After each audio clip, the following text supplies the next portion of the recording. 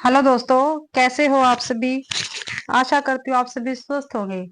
मैं आप सभी का अपने चैनल हिंदी क्लासेस में बहुत बहुत स्वागत करती हूँ। तो आप सभी को पता भाई हम एस्टेट, टीजीटी, पीजीटी, हिंदी साहित्य, एनसीईआरटी और हिंदी व्याकरण के क्वेश्चन आंसर करने लग रहे हैं भाई। मैंने आपको 75 क्वेश्चन प्रोवाइड करवा दिए हैं। हर एक क्लास में मैं 35 क्वेश्चन आपको प्रोवाइड करवाने लग रही हूँ। ठीक है। आज 176वें क्वेश्चन से अपनी क्लास रहेगी। तो अपनी क्लास का पहला क्वेश्चन रहेगा, मोर पंखा, मोर पंखा सिर ऊपर राखियो, गुंज की माला गरे पहरियोगी। यह पंक्ति किस कवि की है भाई। तो बिहारी की, रसलीन की, रस खान की या देव की। तो ये पंक्ति भाई रस खान की है। किसकी है?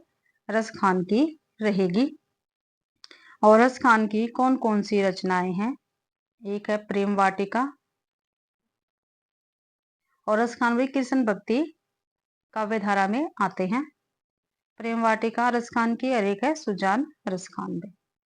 ये दो रचनाएं इनकी महत्वपूर्ण रहेगी। बिहारी की आप सभी को पता है भाई, एक ही रचना है बिहारी सतसई।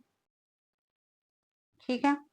इसमें 1713, ठीक है, दोहे माने जाते हैं और कहीं कहीं पर 1719 दोहे भी माने जाते हैं। रसलीन की रचनाएं कौन सी है? अंग दर्पण, काफी पेपर में पूछी जाती है। ठीक है, रसलीन की है ये। और रस प्रबोध, ये रसलीन की रचनाएं रहेंगी। देव की कौन कौन सी रचनाएं हैं? देव की है भाई रस विलास हो गई, भाव विलास, भवानी विलास, देव विलास। काफी सारी रचनाएं हैं देव की। और देव रीतिकालीन कवि है हमारे पास। एक 77वां क्वेश्चन है, वह मनुष्य जो इस लोक के अतिरिक्त दूसरे लोक को न जानता हो। ठीक है, वह मनुष्य भाई जो इस लोक के अतिरिक्त किसी दूसरे लोक को नहीं जानता हो, उसको क्या कहेंगे? पृथ्वीश, लोकायत, भूलोकी या अलौकी। तो उसको भी लोकायत कहेंगे। जो मनुष्य इस लोक के अतिरिक्त किसी दूसरे लोक को नहीं जानता है। और पृथ्वी किसको कहेंगे? पृथ्वी के राजा को या स्वामी को कहेंगे। भूलोकी किसको कहेंगे? भूलोक के स्वामी को कहेंगे भाई। 178वां, निम्नलिखित सूचियों को सुमेलित कर सही विकल्प चयन करना भाई। ठीक है, मिलान करना हमें। एक तरफ भाई कवि दे रखे हैं और दूसरी तरफ उनकी क्या है, रचनाएं दे रखी है। तो सबसे पहले जो हमें आता है हम वो करेंगे। मतीराम की कौन सी रचना है? ललित ललाम भाई। तो ए का ग होगा। तो ए का ग भाई दो ऑप्शन में है। ठीक है, ए का ग दो ऑप्शन में है, इसलिए ए और सी कट गया, बी और डी रह गया हमारे पास। फिर है जसवंत सिंह। जसवंत सिंह की कौन सी है? भाषा भूषण है। कौन सी है? भाषा भूषण है। एक का ग, दो का कै भाई। ठीक है, दो का कै देखते हैं कौन से में है। तो दो का कै है भाई हमारे डी में। दोनों में है भाई, इसमें भी है और इसमें भी है। अगले से डिसाइड हो जाएगा। पद्माकर की है पद्माभरण। कौन सी है? पद्माभरण। तो तीन का घ। अब तीन का घ कौन से में है? तीन का घ है भाई बी में। तो बी ऑप्शन ठीक रहेगा। और लाल कवि की कौन सी रचना है? छत्र प्रकाश है। ठीक है, छत्र प्रकाश। मतीराम, ललित ललाम, जसवंत सिंह, भाषा भूषण, पद्माकर, पद्माभरण, लाल कवि की छत्र विलास, सॉरी छत्र प्रकाश। बी ऑप्शन ठीक रहेगा। नेक्स्ट क्वेश्चन है, अनुभव के बिना अनुभूति नहीं होती, परंतु जरूरी नहीं कि हर अनुभव अनुभूति बने। आगे ने उक्त कथन की पुष्टि के लिए अपने निबंध मैं क्यों लिखता हूं में किस कविता का उदाहरण प्रस्तुत किया है? ठीक है, अज्ञे जी का निबंध है। कौन सा? मैं क्यों लिखता हूँ। ये अज्ञे जी का निबंध है भाई। ठीक है, हमारे देखो दो क्वेश्चन यहीं पे हल हो रहे हैं। मैं क्यों लिखता हूँ किसका, किसकी रचना? ये अज्ञे जी की है। और किस विधा में भाई? ये निबंध विधा में है। ठीक है। और भाई जो मैं क्यों लिखता हूँ, इसमें भाई जो ऊपर कविता का उदाहरण है वो कौन सी कविता से है? तो वीति विभावरी जागरही, बादल राग, हिरोशिमा या नागा साकी। तो अनुभव के बिना अनुभूति नहीं होती, परंतु जरूरी नहीं कि हर अनुभूति अनुभव अनुभूति बने। तो भाई ये हिरोशिमा से है भाई। हिरोशिमा कविता का उदाहरण ये रहेगा। ठीक है, और हिरोशिमा किसकी है? हिरोशिमा है भाई हमारे अग्गे जी की ही। ठीक है, अरवीती विवाह जाग रही, यह किसकी रचना है? ये जयशंकर प्रसाद की है। ठीक है, बादल राग किसकी है? निराला जी की है। 1935 में इसका प्रकाशन हुआ था। ठीक है, और जो बीती विवाह जाग रही है भाई, ये जो लहर है, लहर कविता संग्रह है जयशंकर प्रसाद का, जो 1933 में प्रकाशित हुआ था, उसमें ये बीती विवाह जागृत संकलित है भाई कविता। और नागासाकी किसकी कविता है? ये नागासाकी किसकी है? अल्फ्रेड भाई श्रीटके की। इसकी अल्फ्रेड श्रीटके की है, और 1958 में ये प्रकाशित हुई थी। 180वां क्वेश्चन है, दोहे और रोला छंद को कर्म से मिलाने पर कौन से छंद की निर्मिति होती है? निर्मिति होती है भाई, तो बरवे, गीतिका, सवैया या कुंडलिया। तो कुंडलिया छंद की, कुंडलिया छंद बनता है भी, दोहे और रोले को बनाने से कुंडलिया छंद बनेगा। ठीक है, देखो भाई, और दोहा कौन सा है? ये दोहा होता है अर्ध सममात्रिक छंद होता है। ठीक है, और कुंडलिया कौन सा होता है? कुंडलिया में भाई 6 चरण होते हैं। ठीक है, और ये सममात्रिक छंद होता है, सॉरी विषम मात्रिक होता है भाई, विषम मात्रिक छंद होता है, और 6 चरण होते हैं इसमें। 6 चरण होते हैं। पहले और दूसरे चरण में, ठीक है, दोहा छंद होता है। पहले और दूसरे चरण में दोहा छंद होता है, और अगले 4 चरणों में जो दोहा और छंद पहला और दूसरे चरण में होता है, और जो आगे के 4 चरण होते हैं उसमें भी रोला छंद होता है। ठीक है, 6 चरण होते हैं, पहले 2 में दोहा छंद और बाद के 4 में रोला छंद होता है। ठीक है, और कुंडलिया छंद भी विषम मात्रिक छंद रहेगा 6 चरणों का भी। और जो गीतिका है इसमें 26 मात्राएं होती हैं। ठीक है, और सम मात्रिक छंद होता है भाई ये। ठीक है, सवैया में 22 से लेकर 26 वर्ण होते हैं, और ये वर्णिक छंद है। ठीक है, बरवे में 19 मात्राएं होती है। ठीक है, और गीतिका मैंने आपको बता दिया 26 मात्राएं होती हैं भाई। आगे है 181वां क्वेश्चन, परम अभिव्यक्ति लगातार घूमती है जग में, पता नहीं जाने कहाँ जाने वह है। अभी परम अभिव्यक्ति लगातार घूमती है जग में, पता नहीं जाने कहाँ वह है। यह पंक्ति किस कवि की है? जो ऊपर ये 2 पंक्तियां दे रखी हैं, ये किस कवि की पंक्तियां रहेगी, ये हमें बताना है।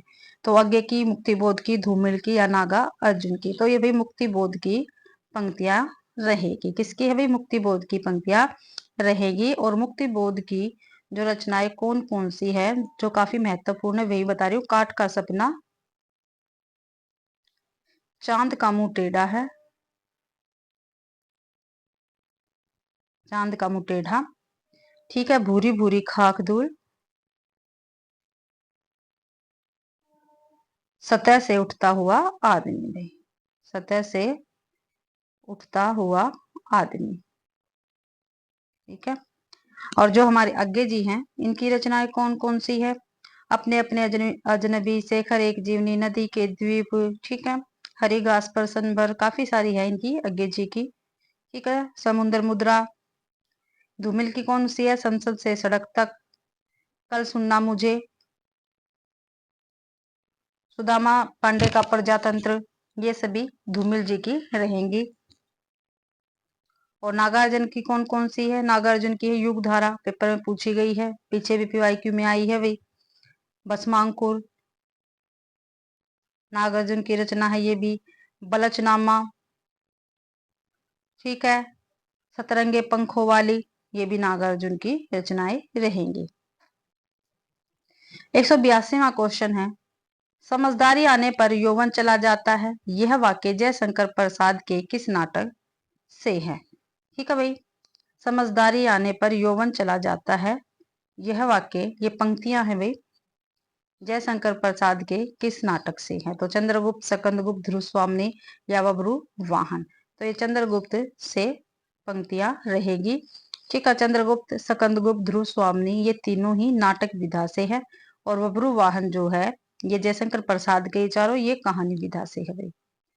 ठीक है, और जो चंद्रगुप्त है इसका प्रकाशन हुआ था नाटक का 1931 में, स्कंदगुप्त का हुआ था 1928 में, ध्रुव स्वामी का हुआ था 1933 में। नेक्स्ट क्वेश्चन है 183वां, हिंदी साहित्य के पहले रिपोर्टाज लेखक कौन है? ठीक है, कौन है भाई जिन्होंने पहला रिपोर्टाज लिखा था? ठीक है, शिवदान सिंह चौहान, निर्मल वर्मा, अज्ञे, प्रकाश चंद्र गुप्त। तो पहला रिपोर्टाज कौन सा है? पहले तो मैं यही बता रही हूँ आपको, ये है लक्ष्मीपुरा, और 1938 में ये प्रकाशित हुआ था। इनका पहला रिपोर्टाज है लक्ष्मीपुरा, 1938 में प्रकाशित हुआ था, पेपर में पूछा जाता है।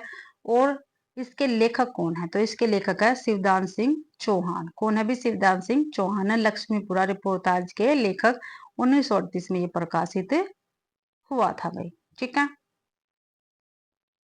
फिर निर्मल वर्मा जी है। ठीक है, इनकी कहानियां हैं जो काफी महत्वपूर्ण है। परिंदे अक्सर पेपर में पूछी जाती है।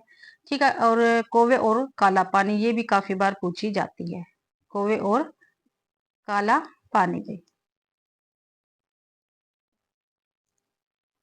अज्ञे जी की है, बावरा हैरी होगी, हरी घास पर शनभर होगी, इंद्रधनुष रोंदे हुए, आंगन के पार द्वार, कितनी नाव में कितनी बार, पीछे मैंने आपको बताई है। ठीक है, और प्रकाश चंद्र गुप्त की कौन सी है? आम की बेला, काफी महत्वपूर्ण रचना इनकी है, आम की बेला, प्रकाश चंद्र गुप्त की रचना रहेगी। 184वां क्वेश्चन है, सन 218 में विश्व हिंदी सम्मेलन का आयोजन किस देश में हुआ भाई? सन 218 में पूछ रखा है, विश्व हिंदी सम्मेलन का आयोजन किस देश में हुआ था 2018 में?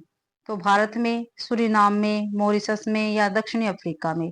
तो मॉरिशस में हुआ था। 185वां क्वेश्चन है, ज्ञानपीठ पुरस्कार से पुरस्कृत कवि कौन है? तो कौन है भाई? मैथिली शरण गुप्त है, केदारनाथ सिंह है, धूमिल है, राजकमल चौधरी है।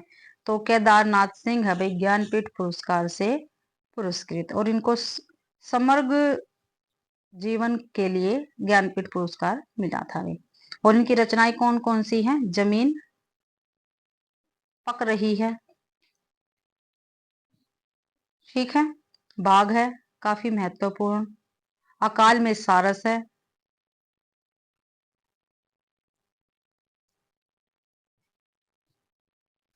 और मैथिली शरण गुप्त की रचनाएं कौन कौन सी है? साकेत, भारत भारती, यशोधरा। साकेत, भारत भारती, यशोधरा याद रखनी है आपको। धूमिल की मैंने पीछे भी बताई है। मोचीराम अकाल दर्शन हो गया, ठीक है, ये उपन्यास है। राजकमल चौधरी के कौन सी है? मछली मरी हुई, मछली मरी हुई भाई उपन्यास है इनका ये। सवरगंधा, सवरगंधा इनकी कविता रहेगी। और भाई बसंत के बादल, बसंत के बादल राजकमल चौधरी जी की ये भी कविता है भाई। ठीक है, मछली मरी हुई ये उपन्यास है। 186वां क्वेश्चन है, आलोचक और आलोचना। आलोचक और आलोचना पुस्तक के लेखक कौन है? ठीक है, ये पुस्तक है आलोचक और आलोचना, तो इसके हमें लेखक बताने हैं। नंद दुलारे वाजपेयी, नामवर सिंह, नगेंद्र या बच्चन सिंह भाई। तो नंद दुलारे वाजपेयी की कौन सी रचना रहेगी? ये रहेगी हिंदी साहित्य 20वीं शताब्दी, हिंदी साहित्य 20वीं शताब्दी भाई। ये नंद दुलारे वाजपेयी की आलोचनात्मक पुस्तक है। नामवर सिंह की कौन सी रहेगी? नामवर सिंह की है कविता के नए प्रतिमान। ठीक है, नामवर सिंह की है ये भी कविता के नए प्रतिमान, अक्सर पेपर में पूछी जाती हैं ये रचनाएं। ठीक है, और नंद दुलारे वाजपेयी की रहेगी सुमित्रानंद पंत और साकेत अध्ययन, साकेत एक अध्ययन, ये आलोचनात्मक रचनाएं है भाई। सुमित्रानंदन पंत भी है नगेंद्र जी की, आलोचनात्मक है ये रचनाएं।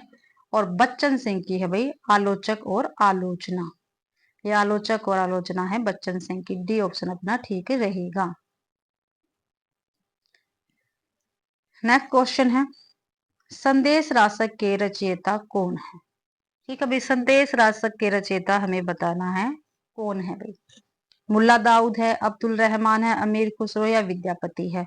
तो संदेश रासक के रचयिता है अब्दुल रहमान, और इनको अध्ययमान भी कहा जाता है। ठीक, आपको ध्यान रखना है। मुल्ला दाऊद की कौन सी है? चंदायन रचना है। और सूफी काव्य की पहली रचना रामचंद्र शुक्ल जी ने इनको माना है, और सूफी काव्य का पहला कवि मुल्ला दाऊद को ही माना है, रामचंद्र शुक्ल ने। अमीर खुसरो की भी पहलियां मुकरिया है। विद्यापति की कीर्तिलता, कीर्तिपता का पदावली, ये रचनाएं रहेंगी। 188वां क्वेश्चन है, आचार्य रामचंद्र शुक्ल के अनुसार हिंदी का पहला महाकाव्य कौन सा है? आचार्य रामचंद्र शुक्ल के अनुसार बताना भाई, हिंदी का पहला महाकाव्य। तो संदेश रासक है, बीसल देव रासो है, खुम्मार रासो या पृथ्वीराज रासो है? तो पृथ्वीराज रासो है। ठीक है, पहला महाकाव्य रामचंद्र शुक्ल के अनुसार भाई। तो अभी पृथ्वीराज रासो के रचनाकार कौन है? ये है चंद्र बरदाई। ठीक है, और रामचंद्र शुक्ल जी ने इन्हें हिंदी का प्रथम कवि माना है। संदेश रासक किसकी है? अब्दुल रहमान के ऊपर आया है। बिसल देव रासो किसकी है भाई? नरपति नाल की रचना है। कुमार रासो किसकी है? दलपति विजय की। और पृथ्वीराज रासो किसकी है? चंद्र बरदाई की रचना रहेगी। 189वां क्वेश्चन है, काफी महत्वपूर्ण है ये, ध्यान से देखना। विभावानुभाव व्यभिचारी भाव संयोगात्र निष्पत्ति, यह सूत्र किस आचार्य का है? ये क्या एक रस सूत्र है?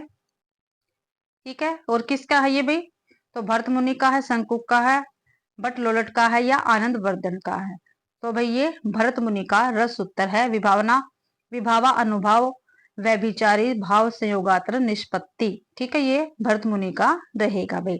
और शंकुक की कौन सी है रचना? अनुमतिवाद है, अनुमतिवाद से संबंधित है ये। आनंद वर्धन की रचना है ध्वन्यालोक।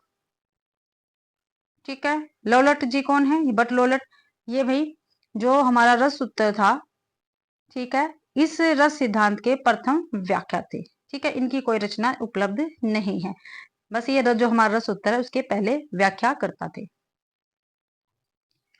190वां क्वेश्चन है, मेरे हरि हारिल की लकड़ी किस कवि की पंक्तियां है? क्या भाई, मेरे हरि हारिल की लकड़ी किस कवि की पंक्तियां रहेंगी? तो मल्लुकदास की है, चतुर्भुजदास की, सुंदरदास की, या नंददास की? तो मेरे हरि हारिल की लकड़ी, ये किसकी रचना रहेगी? तो ये सूरदास की रचना रहेगी। किसकी रचना रहेगी भाई? सूरदास की रचना रहेगी।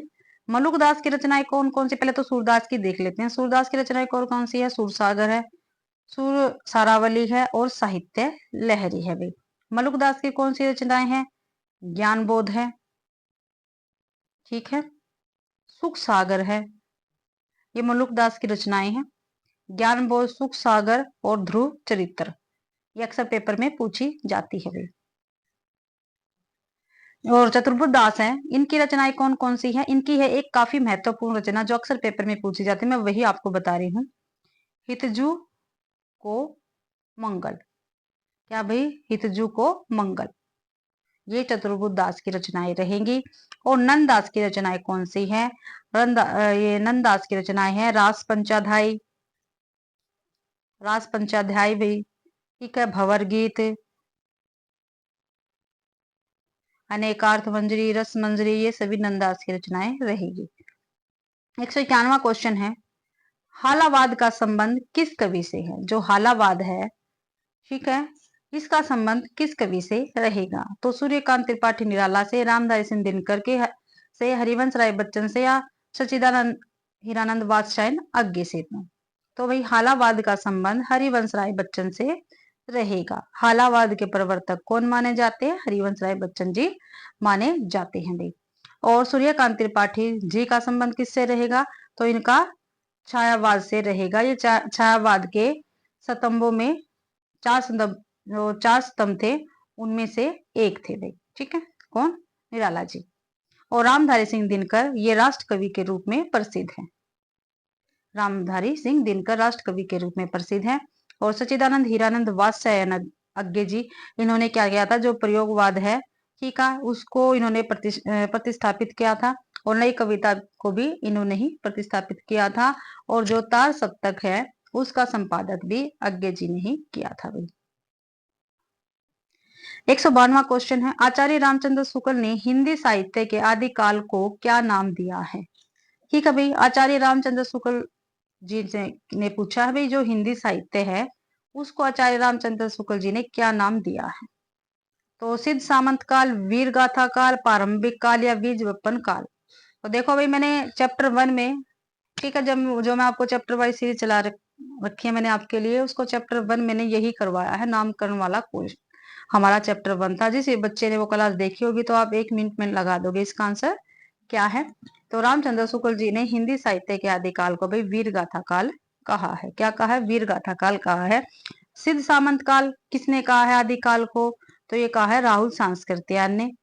ठीक है, प्रारंभिक काल किसने कहा है? मिश्र बंधु ने कहा है। मिश्र बंधुओं ने कहा है भाई प्रारंभिक काल आदिकाल को। बीजवपन काल किसने कहा है? तो ये महावीर प्रसाद द्विवेदी ने कहा है। किसने? महावीर प्रसाद द्विवेदी ने कहा है। और आदिकाल को भाई आदिकाल नाम किसने दिया है? हजारी प्रसाद द्विवेदी ने दिया है। 193वां क्वेश्चन है, पहला गिरमिटिया उपन्यास में किसके जीवन की घटना का वर्णन है? जो पहला गिरमिटिया है ये भाई किस विधा से? ये उपन्यास विधा से है। ठीक है, और ये पहला गिरमिटिया किसका है? ये है गिरिराज किशोर का। गिरिराज किशोर का है भाई। ठीक है, पहला गिरमिटिया, और ये उपन्यास विधा से है। और ये किसके जीवन पर है? तो ये महात्मा गांधी के जीवन पर आधारित है पहला गिरमिटिया। 194वां क्वेश्चन है, कालिदास के जीवन की घटना पर आधारित नाटक कौन सा है? भाई कालिदास के जीवन पर पूछा है, कौन सा नाटक है? तो नहुस है, अजात शत्रु है, सिंदूर की होली है, या आषाढ़ का एक दिन है। तो आषाढ़ का एक दिन कालिदास के जीवन पर आधारित नाटक है। और ये भाई नाटक किसका है? ये मोहन राकेश का है। किसका है? मोहन राकेश का नाटक रहेगा। ठीक है, लहरों के राजंस, आषाढ़ का एक दिन, पैरों तले जमीन, ये सभी मोहन राकेश के नाटक रहेंगे। नहुस नाटक किसका है? तो नहुस नाटक है बाबू गिरधर दास का। किसका है? बाबू गिरिधर दास का नाटक रहेगा। और बाबू गिरिधर दास कौन है? ये जो हमारे भारतेंदु हरिश्चंद्र है उनके पिताजी है भैया। अजात शत्रु किसका नाटक है? ये जयशंकर प्रसाद का नाटक रहेगा। सिंदूर की होली ये लक्ष्मी नारायण लाल का नाटक रहेगा भाई। 195वां क्वेश्चन है, आचार्य रामचंद्र शुक्ल ने किस कवि को कठिन काव्य का प्रेत कहा है? ठीक है, रामचंद्र शुक्ल के अकॉर्डिंग भी कौन सा कवि ऐसा है जो कठिन काव्य का प्रेत है? तो देखते हैं ऊपर, नंददास, केशवदास, मतीराम, बिहारी। तो भाई रामचंद्र शुक्ल के अनुसार कठिन काव्य का प्रेत केशवदास जी रहेंगे। ठीक है, और ऐसा भी कहा जाता है भाई रामचंद्र शुक्ल ने ही कहा है भाई केशवदास को कवि हृदय नहीं मिला था। ये भी पोस्ट क्वेश्चन में पूछा जाता है। नंददास की मैंने आपको रचनाएं बताई है अभी थोड़ी देर पहले, रास पंचादाई, भंवर गीत, नंद, ठीक है, अनेकार्थ मंजरी। मतीराम की ललित ललाम हो गई, रसराज हो गई। और बिहारी की मैंने बताई थी, कौन सी है? एक ही है, बिहारी सतसई, जिसमें 713 दोहे हैं, और कहीं कहीं पे 719 दोहे भी मिलते हैं। और केशव दास की कौन कौन सी रहेगी? काफी महत्वपूर्ण रचनाएं हैं इनकी, पेपर में अक्सर पूछी जाती है। जहांगीर, जस चंद्रिका केशव दास की रचना है भैया। ठीक है, विज्ञान गीता, रसिक प्रिया,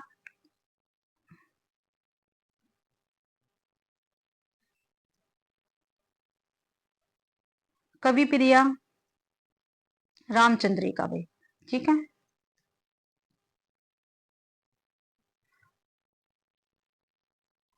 196वां क्वेश्चन है, नाटक नामक निबंध के लेखक कौन है?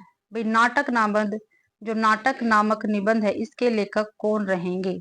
तो प्रताप नारायण मिश्र है, भारतेंदु है, शिव प्रसाद सितारे हिंद है, बाल कृष्ण भट्ट है। तो भारतेंदु हरिश्चंद्र जी इस नाटक नामक निबंध के लेखक रहेंगे। भाई नाटक तो नाम है लेकिन ये क्या है? एक निबंध है, निबंध विधा से है।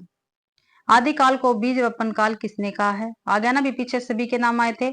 हजारी प्रसाद द्विवेदी ने आदिकाल को आदिकाल कहा, राहुल सांस्कृत्या ने क्या कहा है भाई? सिद्ध सामंत काल कहा है। रामचंद्र शुक्ल ने क्या कहा? आदिकाल को वीर काल कहा है, ठीक है, वीर गाथा काल, सॉरी वीर गाथा काल, ठीक है, और महावीर प्रसाद द्विवेदी ने बीज वपन काल कहा है आदिकाल को। 198 क्वेश्चन है, विजयपाल रासो के रचनाकार कौन है? जो विजयपाल रासो है इसके रचनाकार कौन रहेंगे भाई? तो नरपति नालय, जगनीक, नल सिंह या विद्यापति। तो विजयपाल रासो के रचनाकार रहेंगे नल सिंह, ठीक है।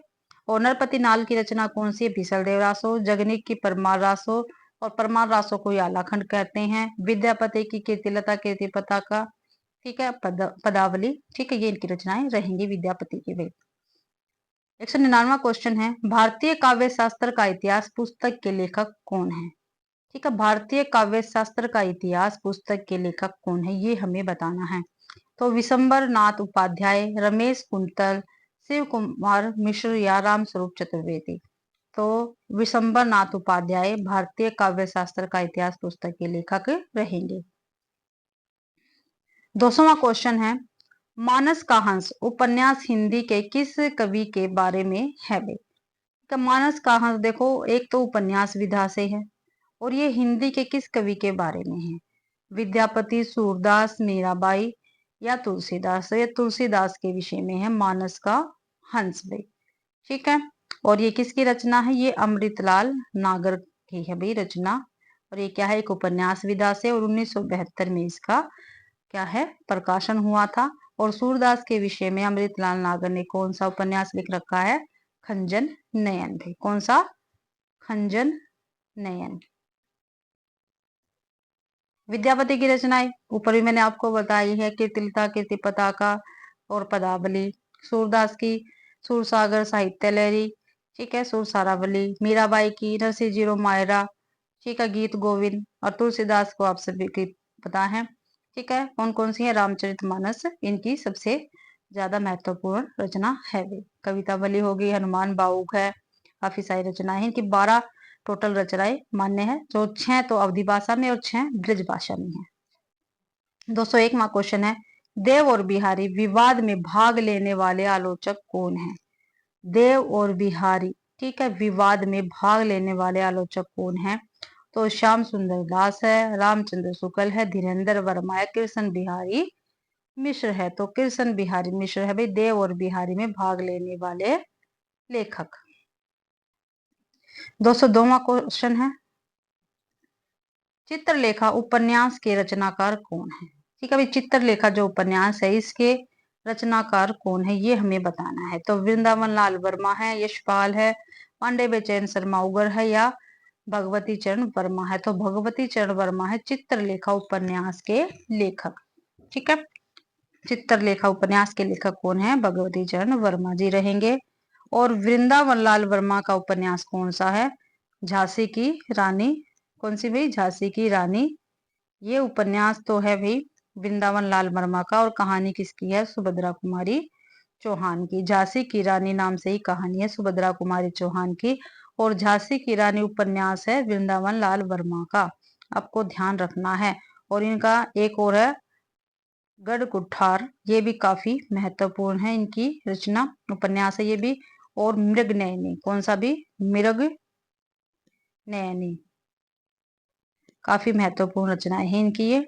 यशपाल का उपन्यास का नाम क्या है? झूठा सच है, जो पेपर में हमेशा पूछे जाते हैं, झूठा सच है।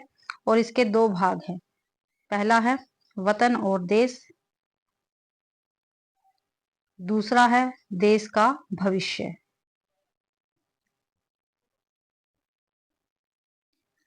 पांडे बेचन शर्मा उगर के उपन्यास कौन से हैं? चंद हसीनों के खतूत, चंद हसीनों के खतूत गए,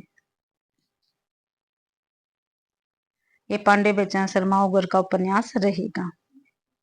अगला है 203वां क्वेश्चन, किन्नर जीवन पर आधारित चित्रा मुदगल की रचना कौन सी है? ठीक है भाई, किन्नर जीवन पर आधारित पूछी है, चित्रा मुदगल की रचना कौन सी है इनमें से? ठीक है, तो यमदीप, तीसरी ताली, post box number 203 Nala Sopara, या किन्नर कथा भाई। तो देखो ये तीनों हैं, ये किन्नर जीवन पर आधारित रचनाएं हैं। यमदीप किसकी है? ये है महादेवी वर्मा की, ठीक है, और इसको एक और नाम से पुकारा जाता है इस रचना को, यम का दिया। ठीक है, और ये महादेवी वर्मा की रचना रहेगी। और तीसरी ताली किसका है? तीसरी ताली प्रदीप सौरभ का है। प्रदीप सौरभ का उपन्यास है ये।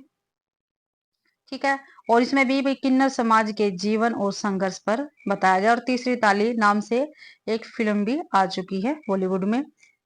Post of box number 203 Nala Sopara, क्या भी post box number 203 Nala Sopara, ये चित्रा मुदगल जी की रचना है जो किन्नर जीवन पर आधारित है। अपने क्वेश्चन का सी आंसर बिल्कुल ठीक रहेगा।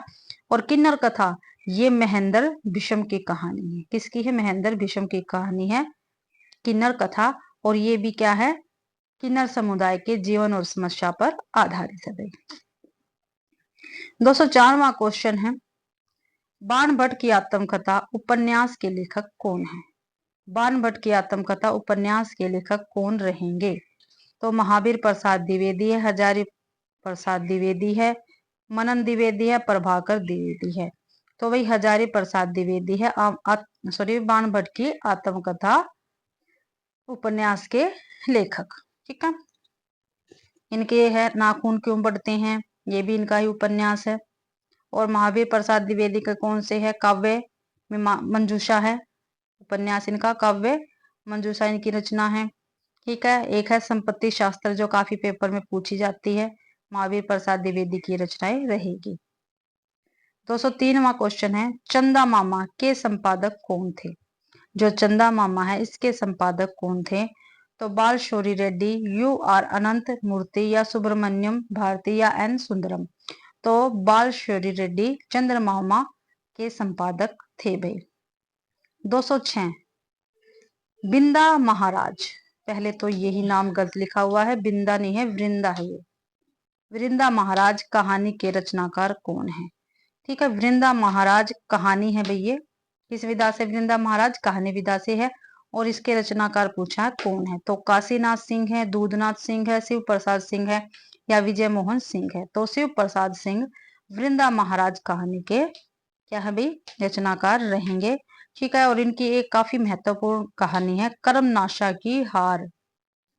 कर्मनाशा की हार भाई शिव प्रसाद सिंह की कहानी है और ये पेपर में पूछी जाती है। और काशीनाथ सिंह की कौन कौन सी कहानी? सदी का सबसे बड़ा आदमी, ये काफी महत्वपूर्ण कहानी है काशीनाथ की। सदी का सदी का सबसे बड़ा आदमी, सदी का सबसे बड़ा आदमी, ये काशीनाथ सिंह की कहानी है। और दूधनाथ सिंह की कौन सी कहानी है? सपाट चेहरे वाला, धर्म क्षेत्र कुरुक्षेत्र, ये कहानियां इनकी। निष्कासन, ठीक है, सपाट चेहरे वाला आदमी काफी महत्वपूर्ण कहानी है दूधनाथ सिंह की। धर्म क्षेत्र कुरुक्षेत्र ये भी काफी महत्वपूर्ण है, पेपर में आती है। निष्कासन भी काफी महत्वपूर्ण है भाई इनकी कहानी। आगे देखते हैं 207वां क्वेश्चन है, दलित आत्मकथा के रूप में प्रसिद्ध रचना है। दलित आत्मकथा के रूप में भाई प्रसिद्ध रचना बतानी है। मुर्धैया, अपनी खबर, अर्ध कथानक, या बसेरे से दूर। तो भाई दलित आत्मकथा के रूप में प्रसिद्ध रचना कौन सी है? तो मुर्धैया है भाई, ये दलित आत्मकथा है। ठीक है, और काफी महत्वपूर्ण प्रसिद्ध रचना है मुर्धैया। और किसकी है ये? तुलसी राम की है, डॉक्टर तुलसी राम की रचना रहेगी मुर्धैया। ठीक है, और अपनी खबर ये किसकी आत्मकथा है? तो ये है पांडे बेचैन शर्मा उगर जी की अपनी खबर आत्मकथा है। बसेरे से दूर किसकी है? ये हरिवंश राय बच्चन जी की आत्मकथा रहेगी। ठीक है, और हरिवंश राय बच्चन जी की आत्मकथा के कितने भाग है? 4 भाग है भाई। अर्ध कथानक ये किसकी कथा, सॉरी ये किसकी आत्मकथा है? अर्ध कथानक तो ये बनारसी दास जैन जी की है। बनारसी दास जैन जी की है ये अर्ध कथानक आत्मकथा, और ये हिंदी की सबसे पहली आत्मकथा मानी जाती है। 208वां क्वेश्चन है, जॉर्ज ग्रियर्सन ने इसे हिंदी की पहली व्याकरण पुस्तक माना है। ठीक है भाई, जॉर्ज ग्रियर्सन ने किसको हिंदी की पहली व्याकरण माना है, ये हमें बताना है। तो a dictionary of the Hindustani language, आधुनिक हिंदी व्याकरण, a grammar of the Hindi language या हिंदुस्तानी ग्रामर। तो हिंदुस्तानी ग्रामर को जॉर्ज ग्रियर्सन ने हिंदी की पहली व्याकरण पुस्तक माना है भाई। 209वां क्वेश्चन है, यामाकृति के लिए महादेवी वर्मा को कौन सा पुरस्कार मिला था। देखो भाई, एक तो जो यामा है वो किसकी है, महादेवी वर्मा की रचना है, और इसके लिए कौन सा पुरस्कार इनको मिला था ये हमें बताना है। तो साहित्य अकादमी पुरस्कार, ज्ञानपीठ पुरस्कार, भारत भारती पुरस्कार या व्यास सम्मान। तो भाई महादेवी वर्मा को यामा के लिए ज्ञानपीठ पुरस्कार मिला था। ठीक है, और 1931 में ये प्रकाशित हुई थी, कौन, यामा। ठीक है, और इसके अंतर्गत भाई निहार पूछा जाता है, ये निहार, नीरजा,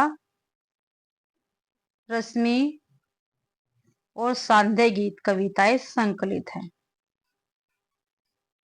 यामा के अंदर में। 10वां क्वेश्चन, 210वां क्वेश्चन है, मैला आंचल को किस तरह का उपन्यास कहा जाता है। जो मैला आंचल है भाई, इसको किस तरह का उपन्यास कहा जाता है। तो ऐतिहासिक, राजनीतिक, आंचलिक या तिलस्मी। तो मैला आंचल को आंचलिक उपन्यास कहा जाता है, और ये हिंदी का पहला आंचलिक उपन्यास है भाई। और मैला आंचल किसका है, फणीश्वर नाथ रेणु का उपन्यास रहेगा। ठीक है, फणीश्वर नाथ रेणु का उपन्यास रहेगा मैला आंचल। और 1954 में इसका प्रकाशन हुआ था। कब हुआ था, 1954 में इसका प्रकाशन हुआ था, और ये हिंदी का पहला आंचलिक उपन्यास माना जाता है भाई। तो इसी के साथ भाई आज की अपनी क्लास कंप्लीट होती है। ठीक है, मैंने टोटल 35 क्वेश्चन आपको करवा दिए, जो कि मैं आपको हर क्लास में करवाती हूँ। और भाई हमारा एस्टेट, टीजीटी, पीजीटी और पीआरटी 30 और 31 जुलाई को है। ठीक है, तो अपनी तैयारी लगातार करते रहिए, और आशा करती हूँ भाई आप सभी को क्लास पसंद आई होगी। ठीक है, अगर आपको सभी को क्लास पसंद आती है तो प्लीज क्लास को ज्यादा से ज्यादा शेयर करें, लाइक करें, और कमेंट करना बिल्कुल भी ना भूले भाई। और चैनल को सब्सक्राइब जरूर से जरूर करें। आप सभी का मेरी क्लास देखने के लिए बहुत बहुत धन्यवाद।